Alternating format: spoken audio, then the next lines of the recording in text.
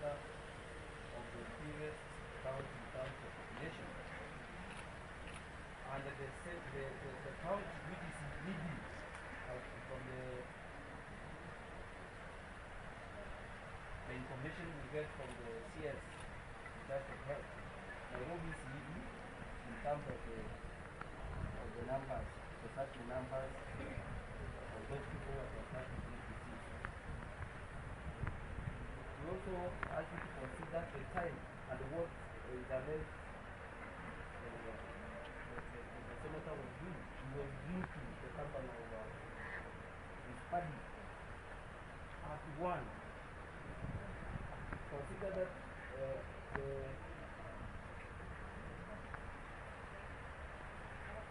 the curfew starts at 9 p.m. So it was 4 hours past the required time.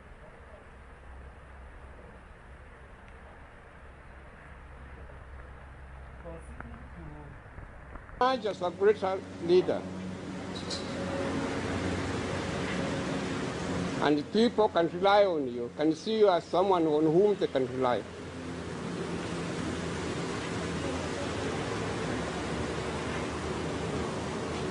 With those few remarks, I urge you very respectfully.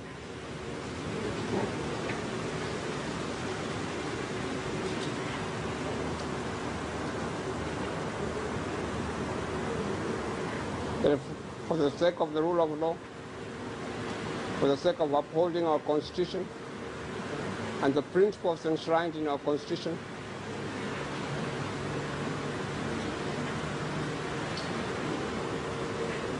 and for Sakaja himself, Senator, who is losing a position of high status in the Senate,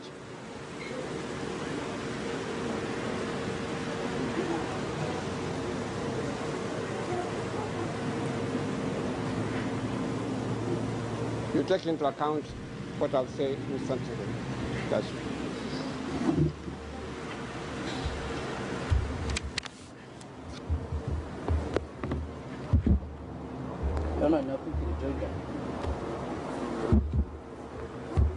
The council had indicated, our senior council had stated that today is pleading brief.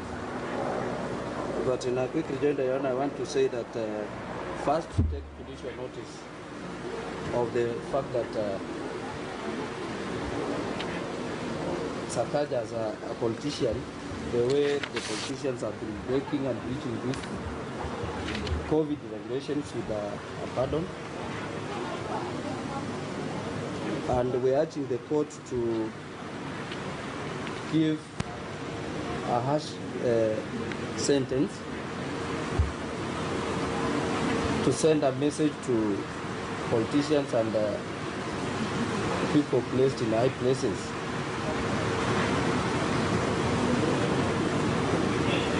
that these rules were not meant for the small persons. They were meant for all of us. And consider that the senator has been one of the persons who have championed for the rules. He is the architect of these rules, and he should have been the first person to comply with the same. Instead of condemning the media, who are doing a good work in highlighting what's happening,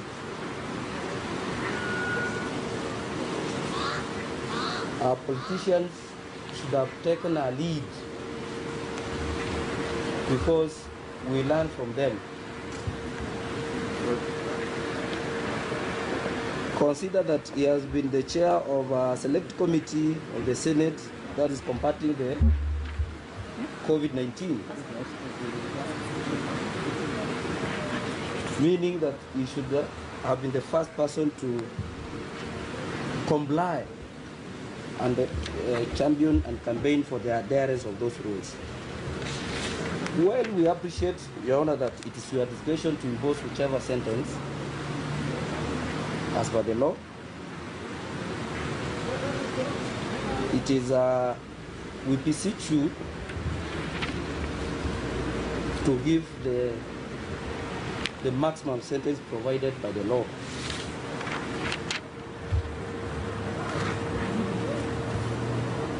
Much is expected from the senator, considering he's a senator of the biggest county in terms of population.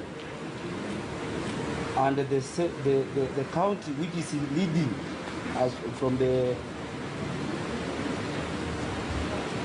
information we get from the CS in charge of health, Nairobi is leading in terms of the numbers, the searching numbers of those people who are contracting this disease.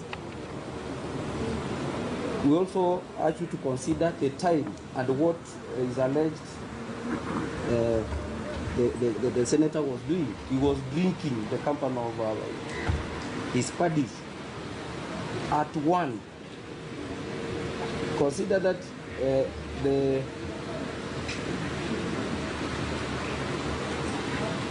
curfew starts at 9 p.m. So it was 4 hours past the required time.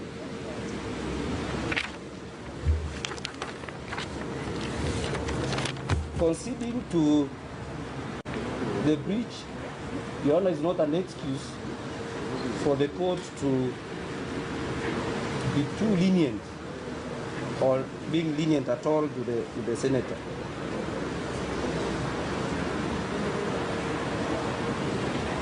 So we humbly request, Your Honor, that this is a test for all of us in the fight of this pandemic. And the court should use this opportunity to send the message not only to the Nairobians, but to the entire country and the world that Kenya is serious in fighting this serious pandemic. That's all, Your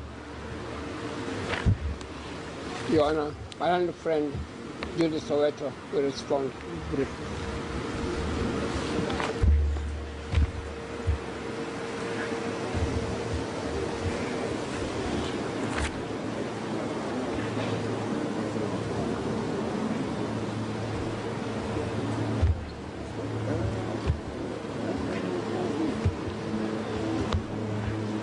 Sorry, Your Honor, good morning.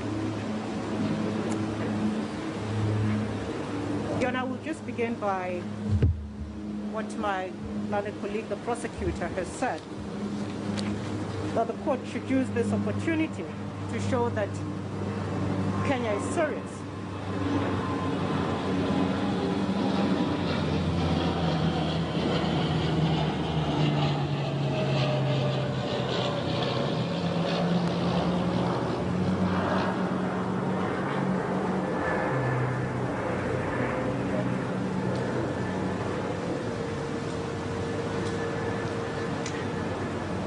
Your Honor, the very fact that the senator stands here, like all the other Kenyans who have been brought before you today,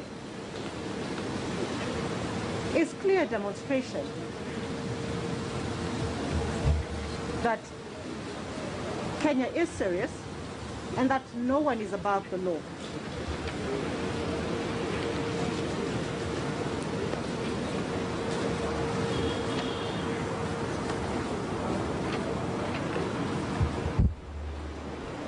The very fact that the senator of Nairobi County has had to be humbled enough to appear before you, to appear before the country, and to make an apology is fact that no one is above the law.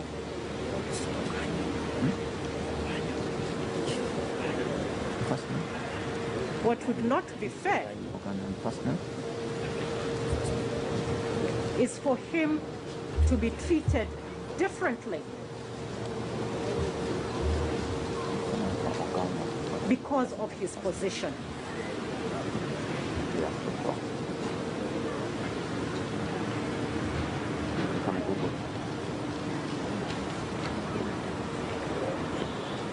That would violate Article 27 of the Constitution, that demands equality before the law.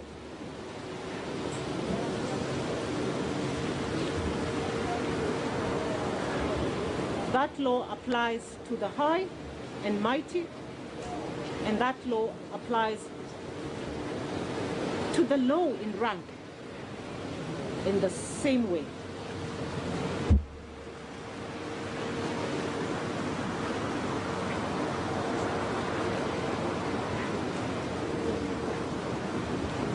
To impose a harsher penalty than would have been given to any other person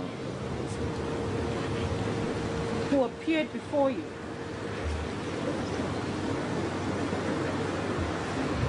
would send the wrong message. That justice is not blind, and yet justice is required to be blind so that we are all equal before the law.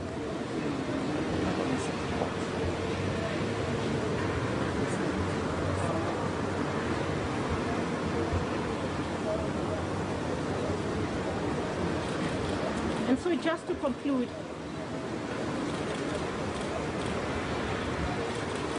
there is no harsher penalty or punishment, and the senator has already taken that upon himself, than being forced to resign from a position that he holds.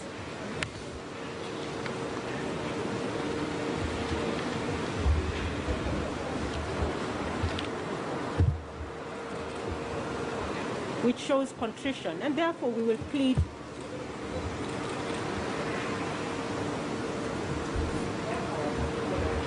that the court do not punish him any more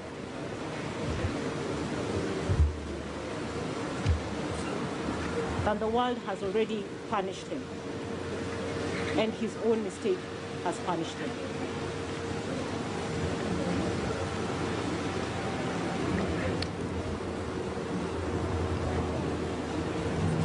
That will be all.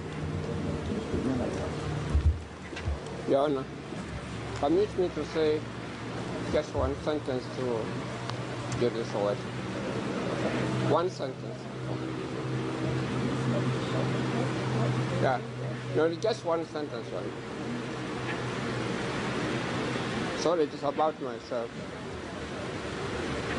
For the past 50 years, I've represented a lot of politicians in this country, in courts.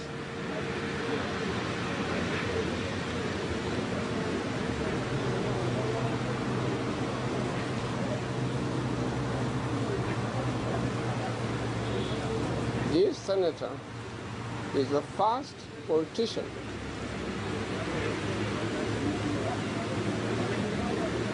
to whom I have tried to say, let us plead not guilty. We have arguable points. And he has said to me in a strong tone, Haminwa, I want to plead guilty.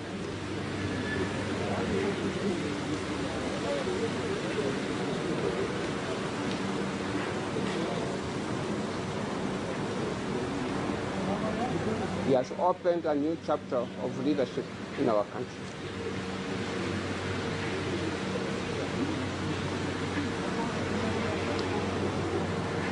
The new generation leadership.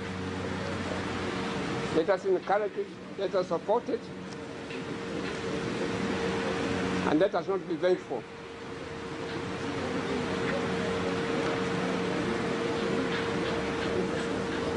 A broad principle has been placed before you. And let us not approach this matter in a narrow manner, the way my able-learned friend has tried to do. This court has been given a chance to demonstrate to Kenya that Senator Sakaja is a great man. He has a great mind. He has a great future to lead this country. Thank you.